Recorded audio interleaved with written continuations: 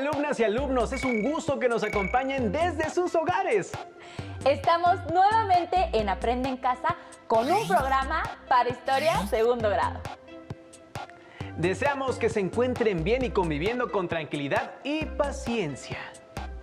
Les recordamos que es importante preparar papel y pluma para que anoten las ideas principales que vayan identificando, así como las preguntas que surjan. Al final de cada sesión podrán incorporar estos apuntes a su carpeta de experiencias para presentarla a sus docentes, compañeras y compañeros cuando llegue el momento de regresar a sus planteles escolares.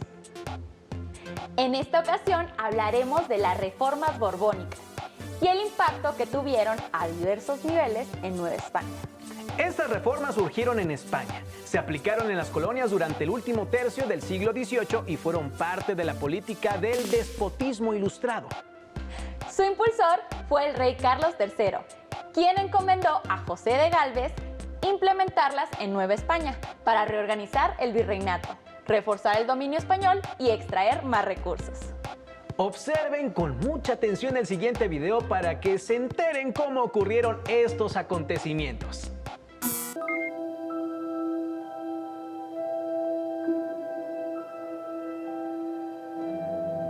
En la segunda mitad del siglo XVIII, los reyes españoles de la Casa de Borbón, Carlos III y Carlos IV, sumidos en una terrible bancarrota económica, emprendieron una serie de reformas profundas para asegurar el control de sus colonias en América, conocidas como las reformas borbónicas. La aplicación de estas medidas significó para la Nueva España desmedidos impuestos y préstamos forzosos y un aumento del descontento que dio paso a los primeros levantamientos a favor de la independencia de México.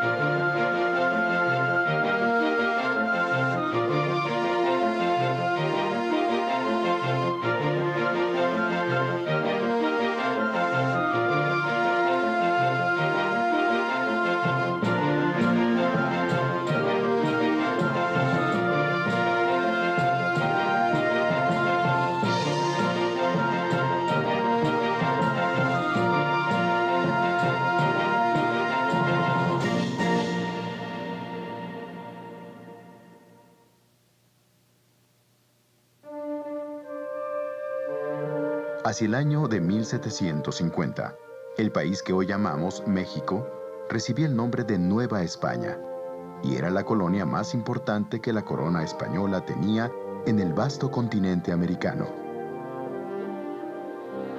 A diferencia de los siglos anteriores, su población indígena se estaba recuperando de la gran mortandad sufrida durante la primera etapa de la conquista española. Asimismo, después de más de 200 años de mestizaje, se había disuelto en buena medida la drástica distinción entre indios y españoles. Aunque las diferencias económicas entre un grupo y otro continuaban siendo evidentes.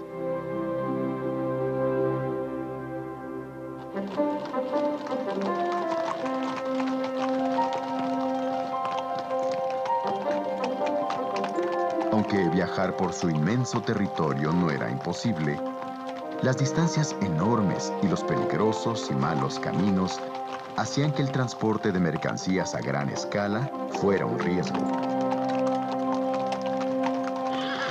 Solamente la plata y algunos productos de importación que llegaban desde Europa y otros lugares al puerto de Veracruz ofrecían a sus mercaderes la suficiente ganancia como para realizar viajes distantes. En general, la Nueva España era un conjunto de regiones en la cual cada una producía lo que necesitaba, y el comercio se daba casi exclusivamente entre los pueblos más cercanos. La mayor autoridad civil de la colonia era el virrey. en el cual depositaba el monarca español las más importantes tareas como administrar, vigilar, cobrar impuestos y encabezar las operaciones militares. El virrey delegaba su poder en los llamados alcaldes mayores, que fungían como sus representantes en las distintas regiones. Dado que los alcaldes mayores y otros funcionarios no recibían un sueldo, se les permitía valerse de sus cargos para hacer negocios personales de todo tipo. Por ejemplo, compraban mercancías locales a muy bajo costo y luego las vendían en otras localidades a un costo muy alto. Sus negocios así eran tan buenos que dichos cargos se ponían en venta al mejor postor. Aunque los funcionarios virreinales estaban obligados a garantizar que el rey de España obtuviese íntegros los impuestos, rentas y otros tributos de la Nueva España, en la práctica, buena parte de estos recursos se repartían entre el propio virrey y sus funcionarios. El rey de España estaba tan lejos que no tenía ninguna posibilidad de ejercer un control efectivo sobre la más rica de sus posesiones de ultramar. Sería hasta la segunda mitad del siglo XVIII cuando el nuevo rey de España, Carlos III, de la dinastía de los Borbones, se empleó a fondo en la corrección de los vicios que existían en sus colonias del Nuevo Mundo.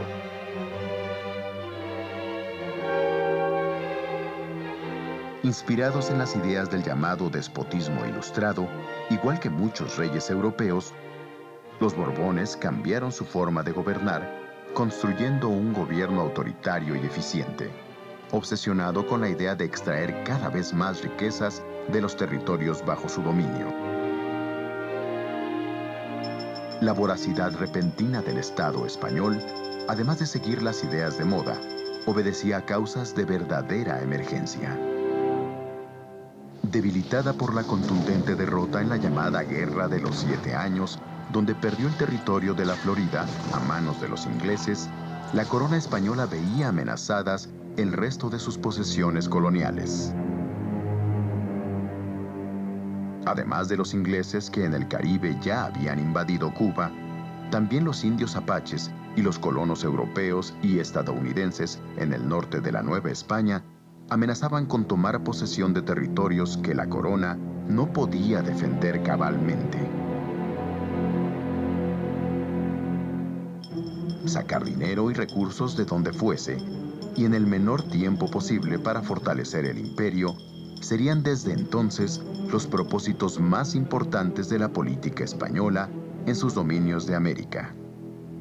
A estas políticas se les conocería como las reformas borbónicas.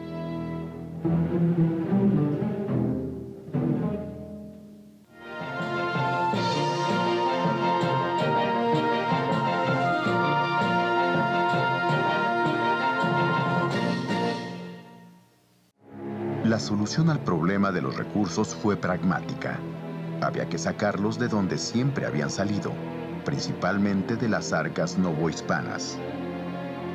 De esta forma, para realizar un diagnóstico confiable sobre las medidas que deberían tomarse, el rey Carlos III necesitaba a un hombre determinado, inteligente y, sobre todo, de una lealtad indestructible. Lo encontraría en José de Gálvez, un malagueño de 41 años con gran experiencia política y una firme convicción sobre las medidas que debían tomarse. Puesto a recorrer los territorios de la Nueva España, el llamado visitador general se dedicaría durante años a tomar nota de todo lo que debía ser juzgado y corregido, lo mismo en el terreno económico que en el político y el militar.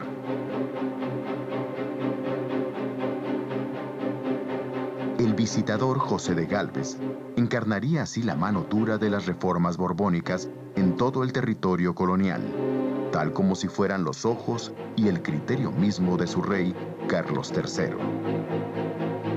De la mano de José de Gálvez, las reformas borbónicas llevarían a la práctica algunas medidas importantes.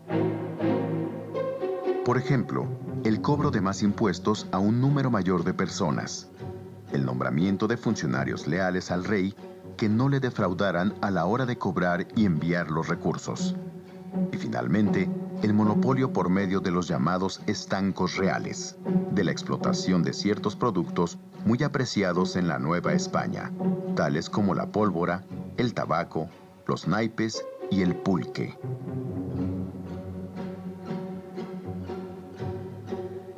En cuanto a la plata, el principal producto de exportación, se mantuvo una política de apoyo a los mineros bajando los precios del azogue y la pólvora, materiales que eran necesarios para la producción de las minas.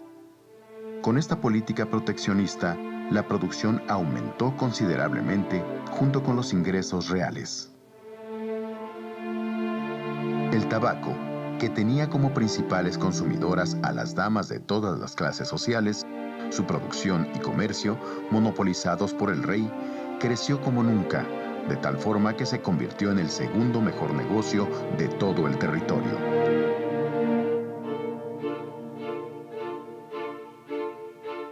Asimismo, dispondrían con audacia la legalización del aguardiente y ordenarían su venta a través del estanco real. Dado que la fabricación de aguardiente había sido considerada ilegal, sin que esto impidiera que muchos lo produjeran y consumieran, el monopolio de este licor por la monarquía aseguró una nueva y muy atractiva fuente de ingresos.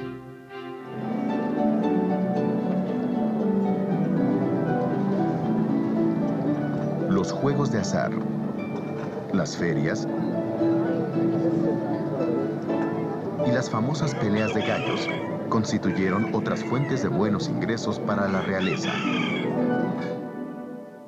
En una apertura inusitada de los puertos y fronteras, en lo que se llamó el comercio neutral, también se permitió que la Nueva España pudiera hacer negocios con algunos países que no estaban en guerra con la corona, dando como resultado el florecimiento de nuevos negocios.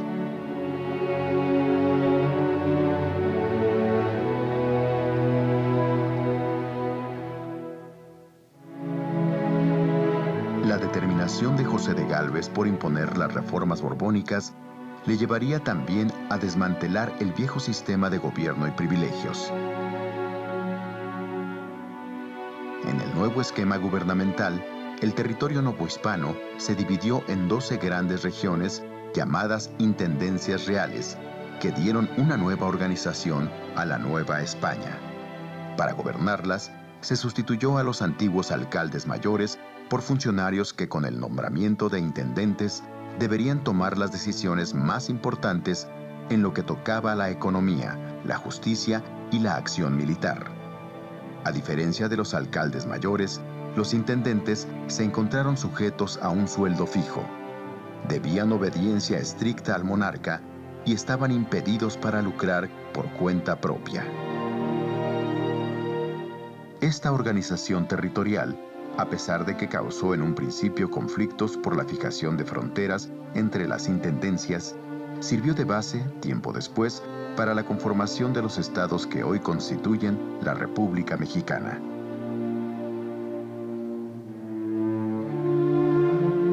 Sin embargo, había un tema central en el cual el rey Carlos III y sus reformas borbónicas se habían abstenido de tocar. Se trataba de la religión y del enorme poder de la Iglesia en la Nueva España. En 1767, un decreto real ordenó la expulsión de la Orden de los Jesuitas de la Nueva España y de todas sus colonias en América. Los jesuitas, cuya labor había sido clave en la colonización de las áridas y peligrosas tierras del norte, habrían de abandonar en menos de un año el país que habían forjado por más de 2 siglos. Su gran influencia como educadores revolucionarios, su negativa a obedecer al rey de España antes que al Papa, y su desdén por las políticas oficiales, terminarían enfrentándolos al monarca. En el reducido núcleo de habitantes novohispanos, que gozaba de cierta educación, la expulsión de los jesuitas, que en buena medida habían sido sus maestros, causó un gran malestar contra las autoridades españolas. Asimismo, las nuevas disposiciones que permitían al Estado castigar a los sacerdotes que violaban la ley civil provocaron indignación entre la gente humilde, quienes veían en los custodios de la Iglesia a seres semidivinos, no solamente por su intervención en cuestiones religiosas, sino porque afectaba a los intereses del virrey y sus funcionarios, y también porque la bonanza económica solo beneficiaba al rey. Las reformas borbónicas encontraron desde el principio grandes resistencias. Estas resistencias forzaron un cambio en la política del nuevo rey Carlos IV. La nueva forma de gobernar de la corona española se vio reflejada claramente en la reducción del poder de los intendentes o gobernadores locales, los cuales, a la muerte de José de Gálvez, debieron supeditarse al virrey de la Nueva España en turno, conocido como el Segundo Revillagigedo.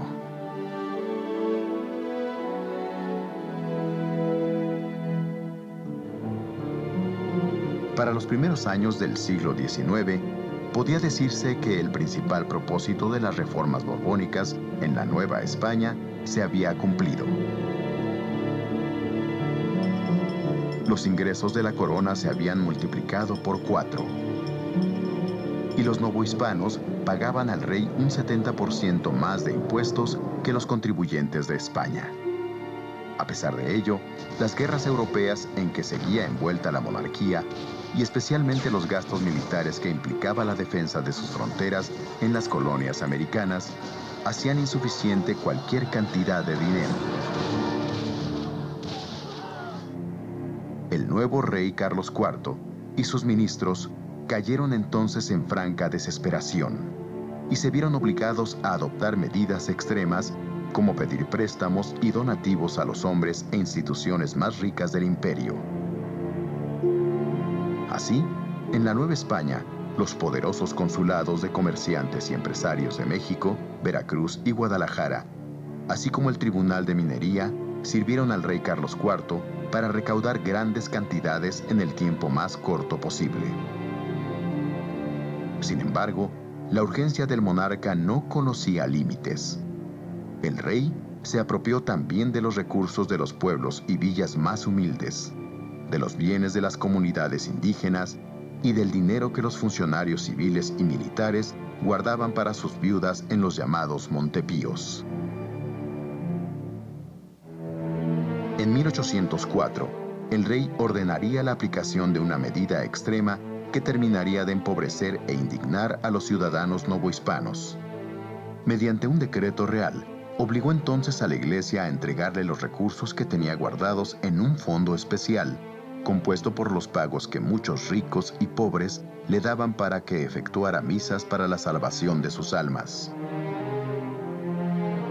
Este ahorro, llamado de capellanías y obras pías, era normalmente usado por la Iglesia para financiar la actividad económica de muchas haciendas ganaderas, agrícolas y mineras. Combinado con una terrible época de sequías, hambre y gran mortandad indígena, el préstamo forzoso que el rey sacó de la Iglesia dejó a la Nueva España en una situación gravísima, propicia ya para el levantamiento armado.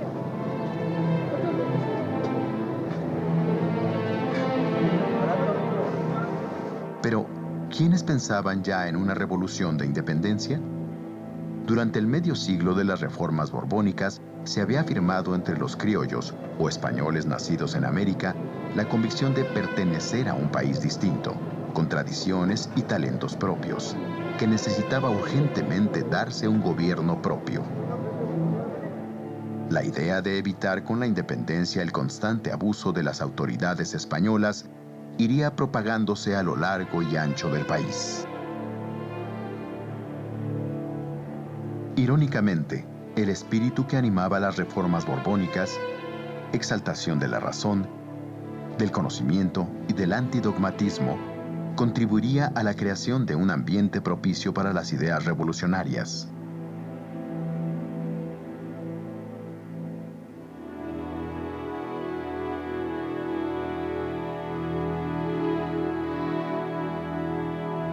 Importantes instituciones educativas, tales como la Academia de Bellas Artes de San Carlos que maravilló a Humboldt en su visita a México, pues en ella se formaban no solo los artistas y arquitectos, sino también los artesanos, así como el Colegio de Minería, verdadera vanguardia de la ciencia y las técnicas.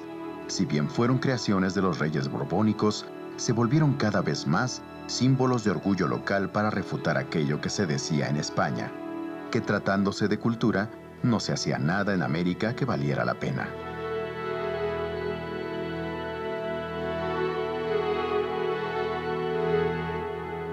Aunque fuese un grupo reducido, los mestizos y criollos educados se dedicaron a leer libros de contrabando que contenían las ideas libertarias de las revoluciones francesa y norteamericana. Ante la preocupación creciente del Estado español, las palabras libertad, progreso y nación comenzaron a circular por todas partes. Muy pronto, los debates sobre la necesidad de mayores libertades y de independencia para los novohispanos se hicieron comunes. Pero no era solamente esa parte educada de la población la que estaba consiguiendo una identidad cultural propia. Especialmente en el norte, la formación de las llamadas milicias provinciales, destinadas a defender las fronteras del imperio y compuestas por hombres comunes de esos lugares, fortalecieron la convicción de que era posible valerse por cuenta propia sin la arrogante autoridad española. Aunque ese sentimiento de identidad tenía un tinte local, más que nacional, la sensación de ser algo más que simples vasallos del rey de España echaría raíces por doquier. Si bien las reformas borbónicas significaron un auge en la economía mexicana que no se volvería a lograr hasta aproximadamente 100 años después, durante el Porfiriato, el tremendo despojo de recursos que llevó a cabo la corona española significó también el principio de la ruina de la economía nacional durante el México independiente.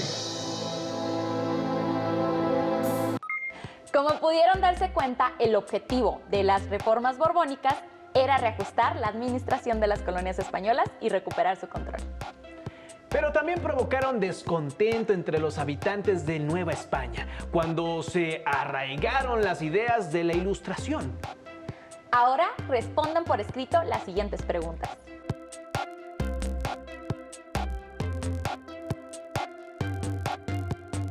¿Creen que era necesaria la aplicación de todas esas reformas? ¿Por qué?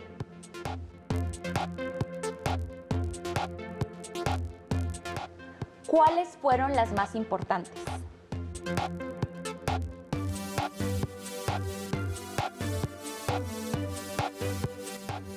¿A qué sectores de la población afectaron más?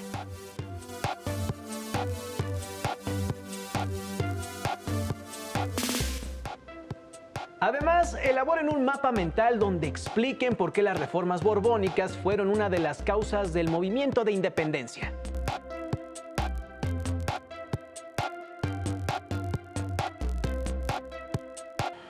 Recuerden guardar sus respuestas, el mapa mental y las demás anotaciones en su carpeta de experiencias.